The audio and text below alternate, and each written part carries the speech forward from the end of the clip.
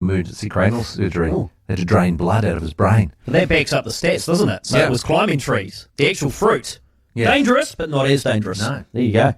Megan, how are you? Great, thanks. So tell us about your injury overseas. Yep, my husband and I went over to Italy for his 60th birthday, so trained for about 6 months on our bicycles to do a bicycle tour over in the Italian Alps. Day 2, going through a big dark tunnel through the Alps, I managed to collide with a pole, metal pole, and ended up in a local Italian hospital. Kind of got misdiagnosed over there, was sort of limping around for about 4 days following my husband, who was finishing the tour. Day 6, I think it was, which was basically the last day of the tour. He comes off his bike and he ends up in a hospital in Lake Garda, which is actually a very nice part of Italy, I've discovered. But so he was there for 2 weeks in hospital, flat on his back with broken pelvis. Oh, jeez. So how did he actually come off the bike, Megan? So he came off. There was a car that was getting quite close, so he kind of like turned around to have a look and misjudged. I think he was probably a bit tired and whatnot when he turned around. And Wow.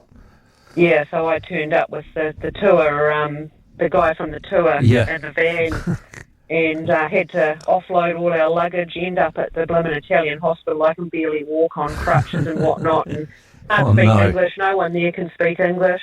Man, the term broken pelvis, there's a horrible description. But when you said you got misdiagnosed, how did you get misdiagnosed, Megan? Well, I basically got told that it was just like really, really bad bruising, and that, you know, I got scanned and stuff. There were no fractures and whatnot. I tell you what, the pain was that excruciating. I was up all night, having a shower every 2 or 3 hours, just trying to scald my leg with hot water just so I could, cope with the pain. But meanwhile, I'm flipping stranded in some hotel that I've found on at the last minute, because of course we're somewhere where we don't plan to be, and there's no taxis in this little town, so I'm stuck in the hotel. Found some friend of the hotel owners. They obviously have their 12 to 2 drinkies over there at midday, so he'd drive me half sloshed to the hospital to see my husband. And just dealing with the insurance was such a nightmare, but I tell you what, so glad we had travel insurance. Yeah. And how was morale? So you've got your bung leg, that you're in terrible pain. Your husband's got a broken pelvis. You've got this dream holiday, and I'm just wondering what the mood was like between the two of you.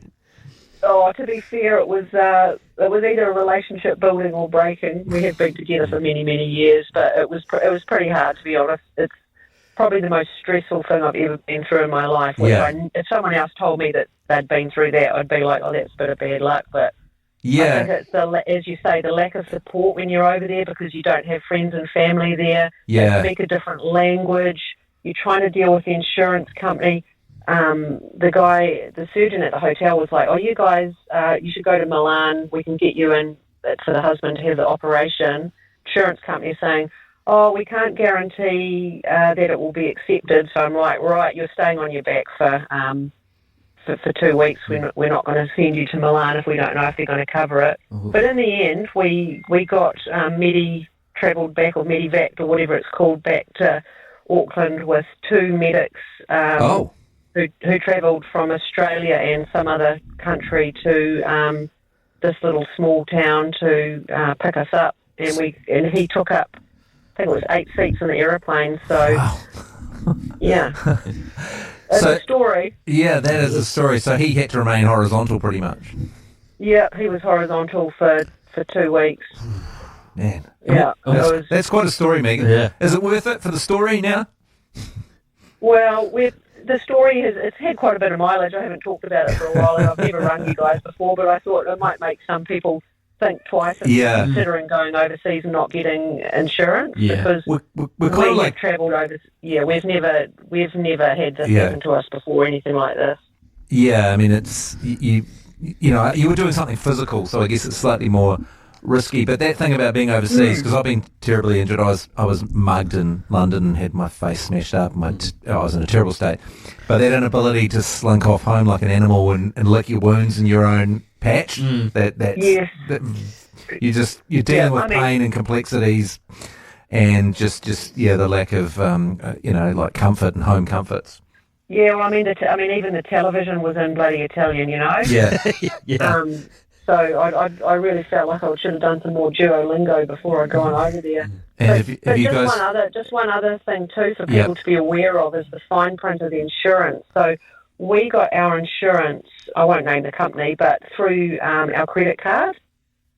So what that means is there's a percentage of your travel that you had to book on your credit card, and that was the first thing that they spent about a week trying to sort out, basically to make sure that we had booked everything through our credit card, and if we hadn't, they wouldn't have covered us at all. Right. Yeah, right. So the advice is, if you can help it, don't do it that way. No, I'm not saying don't do it, but just make sure that you do book everything by the credit card. Yeah. That was quite a testy moment between me and the husband because he'd booked the whole trip. Yeah, right. And I'm like, you better have booked that. So the affairs on the credit card, all those hotels better have been booked on the credit card. Oh, you would have been There was sweating. a few terse moments. Yeah. And is that the last sort of cycling tour you guys have done together? We're hoping to go back next year and do it, but yeah, we haven't. We've spent a year recovering. Yeah. All right. But we did meet some pretty cool people. We met a cool guy that. Sorry to go on. We met a cool guy that had a bike accident on a motorbike through the Italian Alps with his girlfriend. She had a broken collarbone, and he had something broken in his leg or something. And my husband was teaching him Kiwi colloquialism, so. He actually worked at the hospital and happened to be in the room with my husband. So he was, when I went in one day, John goes, "Oh, this is Marco." And I said, "Oh, nice to meet you, Marco. How are you?" And he goes, "Oh, good, been chewing the fat." Love it. Oh, well, stay safe on your next journeys and your next travels, Megan. Yeah, great story. Thank you very much. 0800 80 10 80. What happened when you got injured overseas? Tell us your story. It is 29 to 4. What a New Zealand saying that people don't understand when you teach to them is piece of piss. If you say to any other country in the world piece of piss, they don't get it. What are they getting wrong there, though? It's pretty straightforward. Piece of piss. How does piece of piss make any sense? Good point. It is 29 to 4. News Talk ZB headlines. With Your Ride, New Zealand's #1 taxi app. Download Your Ride today. Kiwi actor Sam Neill's cause of death on Monday has been revealed as pneumonia by his long-time representative. A private funeral will be held at his New Zealand farm at an undetermined date. A fight between rival gang members outside Palmerston North District Court this morning has put one person in hospital. One person is in custody, with more arrests possible. Mainland Poultry's comfortable farmers are well prepared for bird flu, with lots of work already done to maintain biosecurity to prevent any spread. A beneficiary advocate says a small uptick in numbers of people drawing welfare payments is likely deceptive. She says many people who have lost their job don't qualify for a benefit because they have a partner. The government says we're getting closer to optional digital driver licences, accessible on a phone, with people now being asked to give their input on the design. China has become more popular than the United States in much of the world, according to a survey. You can find out more at nzherald.co.nz. Back to Matt Heath and Tyler Adams. Thank you very much, Raylene. We're talking about times you've been injured overseas on the back of a young Kiwi cricketer over in the UK. He was on holiday in Barcelona and he's been very badly injured and he needs a bit of help for the medical bills. So what happened to you? Tell us. Steve, you had a bit of an injury in England. Yeah, mate. I was, excuse me, I'm full of the pot. So, back in my younger days, I was in the UK and I fell 2 stories out of a building. Wow. Landed on the roof of another building and, ended up in hospital and traction for 2 weeks. I did have, being a young fella, if your name of parents is like, you got to have travel insurance and all that sort of, so I did have that. But I guess being lucky that I was in the UK when it happened, I got covered under the NHS, is that I think it is called. Mm-hmm. And, still that feeling, I was by myself, I was travelling by myself, no support and everything. And so here I was lying in traction because I crushed 2 vertebrae in my back going down, plus split my arm open because I bounced off the side of another building and then hit onto the roof. So I went like 3 points, 1 point hitting another roof and then down onto the roof. So which broke my fall, luckily. Yes, but Do you remember the fall? Do you remember being in the air? Because yeah, absolutely. Time slows And all down, I could think, yeah, but all I was thinking, there was no fear of death or anything like that. But all I was thinking, you dumb bastard. Yeah, this is it. You're screwed up now. Yeah, mate, that was the thought that went through my head. And you turned on yourself. And yeah, and so yeah, I was in hospital 2 weeks, but like the hospital staff were pretty cool. The doctors were giving me a bit of grief, saying, it's true that they say Kiwis can't fly, all that sort of stuff. That's good for them. Yeah, exactly. But yeah, I made some friends in hospital, so that was pretty cool. And How long were you in hospital for, Steve? 2 weeks. Oh, yeah, 2 weeks. 2 weeks. Yeah. So, 2 weeks sort of sitting up and in traction, so to speak. So why did you actually fall out of this building, or what happened that you fell 2 stories? It is a very funny backstory. I won't go really right into it, but basically what had happened, I was somewhere that I wanted to be, but I shouldn't have been. Mm-hmm. And I didn't want to get the person in trouble going out the front door. I see. So I said, well, I'll go up on the roof and find a fire escape. Yeah. Couldn't find a fire escape, but I found a big metal, those big chunky metal drain pipes they have in the buildings over there. And so I thought, what I'll do, I'll shinny down pipe onto that pipe. So it's 5 stories up, and then I'll bugger off. No harm, no foul. Yeah. So I gave the drain pipe a big shake on the top of the roof there, and it didn't move. And I thought, sweet as, and I hopped on it. And as soon as I turned around, Keystone Cops thing, it came away from the building. Wow. And so I went down. The drain pipe went down, and landed right beside me. Lucky it didn't land on me because that would have been lights out if it had. And and here I'm on another roof. The girlfriend, she heard the noise and everything, came up and looked over and sees me lying on a roof with my arm cut open and looking white as a ghost. But my first instinct was, when I did hit the roof, was to get back up on my feet because I thought I might have broken my back. So I did get up on my feet, and then the shock hit me, and then I had to sit back down and lie back down again. But she was pretty full on. But yeah, it's just one of those crack-up stories you have when you're a young fella, 10'4" and bulletproof. And my final question for you, Steve. I've got 2 actually. The first one is that the person who was important that didn't know you were there. Did they see you screaming down the bottom and realise that you were there? If you know what I mean. I've said that really badly. You know what? The fact is that those people that I didn't want to know that I was there had left the building early in the morning. I could have walked out the front door. Steve. Yeah. It's And did your vertebrae come right and you're all good? You're 100% recovered? That was in my 20s. I'm now getting close to the old 6-0 mark. I'm still capable, but every now and then I do get the pain down there. And as the doctor said at the time, I'm always going to feel it. Mm-hmm. And I do, obviously, when the weather's colder, I feel it a lot more. But it hasn't stopped me enjoying my life. So yeah, I'm very lucky. Was it worth it, Steve? Yes, it was. nice. Okay. Kudos to the lady then. Steve, great story. Thank you very much. 800 80 1080. Keen to hear about your injuries overseas. It is 20-4. Dreaming of your perfect home in Canterbury? For 45 years, Orange Homes has been turning dreams into reality. As Canterbury's longest standing group home builder, they know how to create homes that last a lifetime. From specialist design and build services tailored just for you, to fantastic home and land packages. The journey is exciting, stress-free, and uniquely yours. With Orange Homes, you're not just building a house, you're building your future. Your home, designed for life. Homes take money. Lawns take money. Plumbers take money. Windows take money. Life takes money, but money can make you money. Visit fisherfunds.co.nz to download our PDSs and find out how we can help you make the most of your money. Fisher Funds Management Limited is the issuer of Fisher Funds Managed Funds and Fisher Funds KiwiSaver Plan. Returns can be positive or negative and are not guaranteed. Hi, I'm Paul from the Flooring Room. After decades in flooring, I'm super excited to have opened our brand new designer showroom in Penrose. So we're celebrating with an opening sale with up to 50% off carpet and flooring.